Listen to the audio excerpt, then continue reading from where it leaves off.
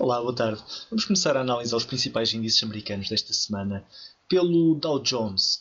Todos os três índices americanos que geralmente analisamos tiveram nesta semana um comportamento bastante positivo. Além de nós, na semana passada, para contextualizar, tínhamos deixado aqui os três índices, não só o Dow Jones, mas também o Nasdaq e o S&P, muito próximos de uma zona de forte resistência e por isso haveria uma indicação de grande prudência no curto prazo. Eu tinha deixado inclusive aqui a indicação de neutral descendente. No caso aqui do Dow Jones, a grande questão e a grande dificuldade passava pela ruptura em ascendente desta primeira zona de resistência diagonal e de uma segunda zona de resistência horizontal. Neste caso em concreto, o que aconteceu foi que tivemos a quebra em alta da resistência diagonal, mas estamos presos neste momento na resistência horizontal. Será esta a resistência mais problemática e será esta aquela que possivelmente maiores dores de cabeça poderá vir a dar. Vamos olhar aqui para o gráfico horário para vermos com maior pormenor esta questão em concreto. Repare-se, a grande inversão no gráfico horário aconteceu nesta zona, dia 3 de fevereiro, 4 de fevereiro, quando tivemos a inversão do ciclo de máximos relativos inferiores ao anterior. Neste caso, aquilo que a reação subsequente, a reação ascendente que se gerou, acabou por organizar aqui um movimento ascendente que neste momento tem alguma linearidade inclusive e que está apoiado numa linha de suporte guia, uma linha de tendência de suporte guia. Repare-se, se olharmos com uma perspectiva um pouco mais distante, repare-se que estamos neste momento a chegar àquilo que será o maior desafio do Dow Jones nesta fase. Temos uma resistência significativa aqui na zona dos 18 mil pontos e por isso vai haver alguma dificultação na sua ultrapassagem. Tivemos já, inclusive, aqui duas resistências anteriores, na zona dos 17.780 até aos 17.832 e acabou por haver aqui uma primeira reação com retração, mas depois acabou por haver uma quebra, de certa forma, algo até não muito difícil de acontecer. É possível que seja esse cenário que vamos ver uma vez mais, uma retração numa primeira fase à zona de forte resistência nos 18.030, 18.040 pontos e depois uma consolidação para termos a posteriori um movimento de quebra em alta.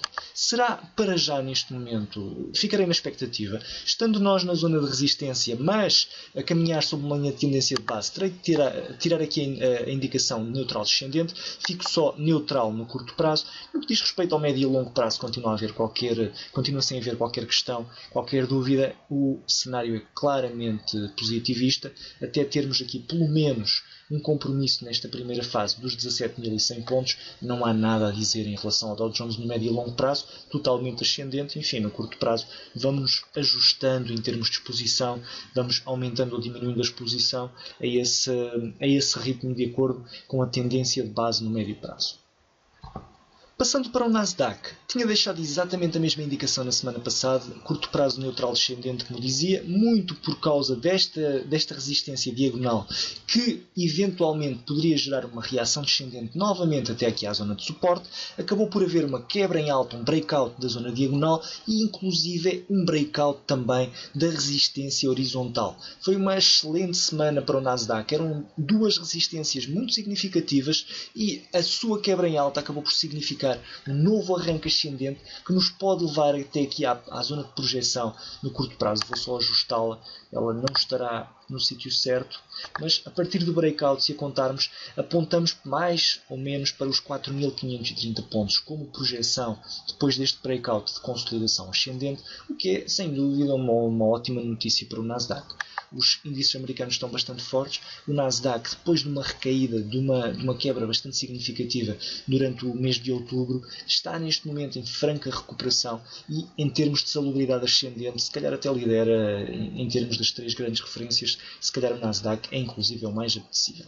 Vamos então olhar aqui rapidamente para o gráfico horário para vermos uma perspectiva do Nasdaq. Repare-se, um cenário muito semelhante ao que explorávamos já há bocado em relação ao Dow Jones, uma ótica de máximos relativos que acabou por inverter-se, máximos relativos inferiores ao anterior, que acabou por inverter-se também aqui no dia 2, 3 de fevereiro, e a partir daí uma linearidade ascendente bastante significativa, inclusive nesta altura a intensificar-se essa linearidade ascendente, o que geralmente também, permitam-me um breve comentário, normalmente quando há alguma alguma divergência em relação à opinião no movimento do mercado, existe uma maior probabilidade de o movimento de base se prolongar, porque os vendedores vão se tornando compradores e vice-versa.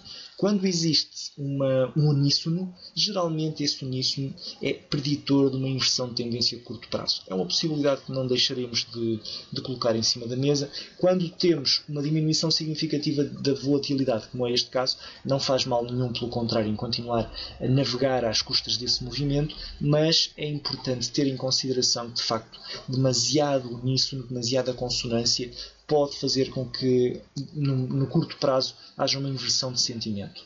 No que diz respeito então aqui ao gráfico, neste momento no Nasdaq não há qualquer resistência, por isso teremos de alterar aqui em termos técnicos de neutral descendente para neutral ascendente, estamos em máximos, não há nada a dizer, vamos ficar na expectativa. Eu vou deixar o neutral precisamente por isso, pela diminuição de volatilidade, que geralmente é uma boa notícia, mas neste momento, enfim, pode ser preconceito meu, mas preocupa-me um pouco haver um uníssono tão significativo. Já em relação ao médio e longo prazo, continuo sem qualquer dúvida, mal seria, estando nós em máximos, o médio e longo prazo do Nasdaq continua fortemente positivo, um movimento de longo prazo bullish e que assim se continua a prolongar.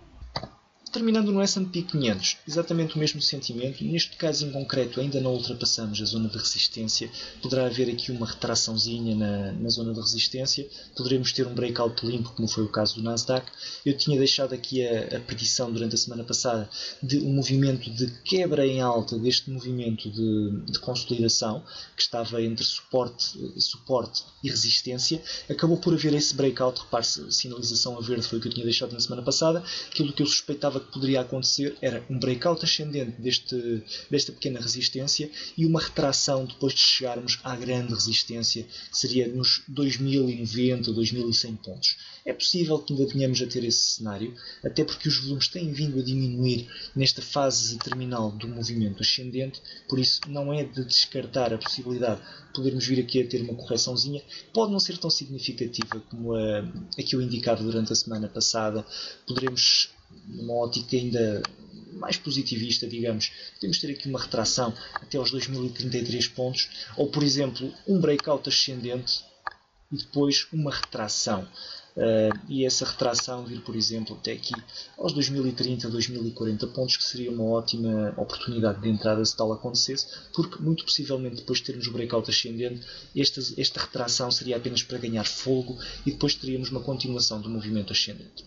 Olhando aqui para o gráfico de curto prazo do S&P, exatamente o mesmo cenário do que o Nasdaq, um cenário bastante linear em termos ascendentes, o que é excelente indicação, exatamente também a mesma inversão no início de fevereiro. Temos neste momento então um movimento ascendente baseado também num movimento bastante linear, e isso sim, vamos considerá-lo como algo bastante positivo.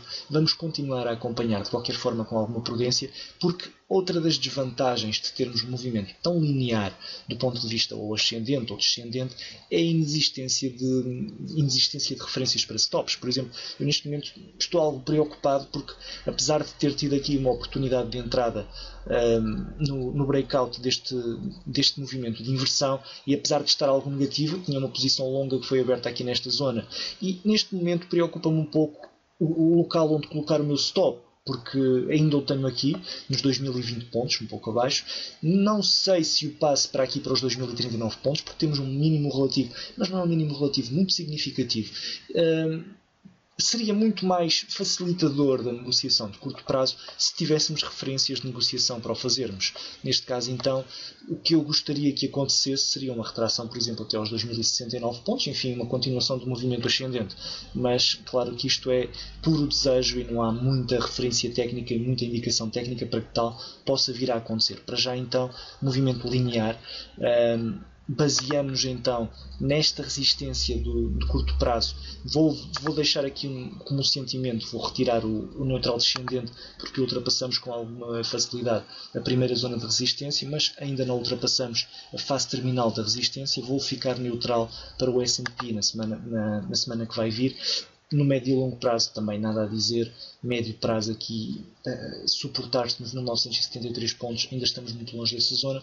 Longo prazo nos 1850, 40 pontos, estamos muito longe de ter uma inversão de sentimento, por isso para já então bastante positivista nos índices americanos no médio e longo prazo. Bem, por esta semana é então tudo em relação aos índices americanos. Muito obrigado pela atenção e o resto de bom fim de semana.